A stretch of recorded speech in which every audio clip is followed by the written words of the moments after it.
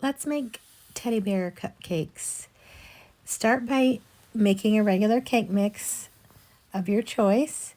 I used a chocolate cake mix. Then you're going to put it into a greased muffin pan. Place your ice cream cone on top. Bake for about 22 minutes. Let them cool, and while you're doing that, you can make these cute little teddy bear faces.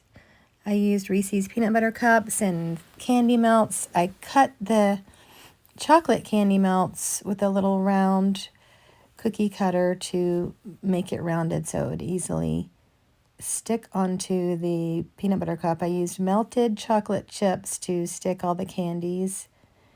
To create the face, I have candy eyes, and the snout is a pink candy melt, and then a brown M&M for the nose.